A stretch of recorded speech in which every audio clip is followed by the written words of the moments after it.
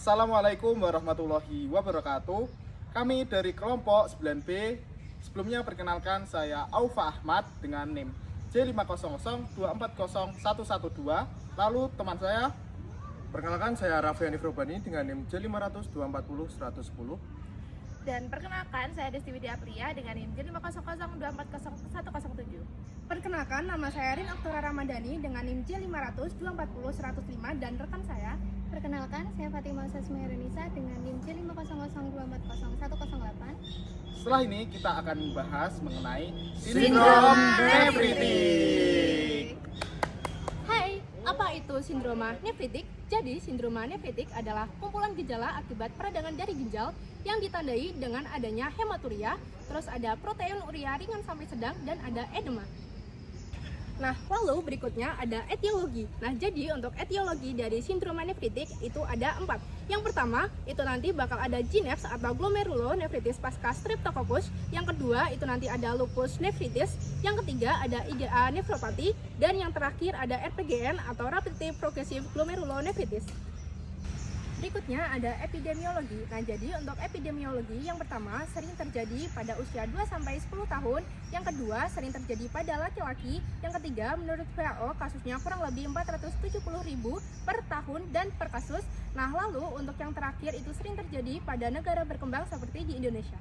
Nah, proses patogenesis dan juga patofisiologi dari sindroma nefritik dimulai dari kerusakan membran-membran kapiler di glomerulus sehingga mengakibatkan darah dan juga protein dikeluarkan dari urin. Apabila darah dikeluarkan dengan urin, itu akan mengakibatkan yaitu hematuria, dan apabila protein dikeluarkan dari urin akan mengakibatkan yang namanya proteinuria tentunya. Lalu apabila proteinuria ini berjalan terus-menerus, ini akan mengakibatkan proliferasi dari sel-sel yang mengalami inflamasi, sehingga akan mengakibatkan penurunan dari glomerulus filtration rate atau penurunan dari jumlah darah yang dapat difiltrasi oleh glomerulus. Nah, apa efeknya? Yaitu yang pertama, ada hipertensi. Karena dari penurunan GFR ini akan mengaktifkan sistem RAAS sehingga dia akan vasokonstriksi dan terjadi hipertensi. Selain itu, akan mengakibatkan juga terjadinya azotemia dan juga oliguria.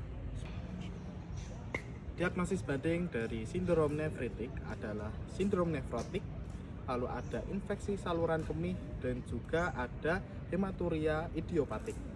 Untuk tata laksananya sendiri, yang pertama kita bisa kurangi cairan dan juga garam, lalu bisa kita beri diuretik untuk mengurangi edem, lalu kita beri antihipertensi seperti S inhibitor dan juga ARB, beri antibiotik apabila penyebabnya itu infeksi, dan juga kita beri dialisis apabila terjadi gagal jantung. Kemudian selanjutnya untuk manifestasi klinis yang pertama yaitu tuh ada hematuria atau ditemukannya sel darah merah dalam urin. Yang kedua dia itu tuh ada edema palpebra. Terus yang ketiga dia itu tuh ada hipertensi. Yang keempat ada oliguria atau penurunan volume urin. Yang kelima dia itu ada proteinuria atau ditemukannya protein dalam urin. Terus yang keenam dia itu akan mengalami kelelahan. Untuk penegakan diagnosisnya, dia itu bisa ditegakkan melalui pemeriksaan fisik dan juga anamnesis. Untuk pemeriksaan laboratoriumnya, dia itu bisa melakukan pemeriksaan urinalisis dan juga pemeriksaan serologi atau darah. Dan selanjutnya untuk pemeriksaan lainnya, dia itu bisa menggunakan USG ginjal atau pemeriksaan biopsi bila diperlukan. Untuk prognosis, yang pertama dapat membaik jika ditangani dengan cepat.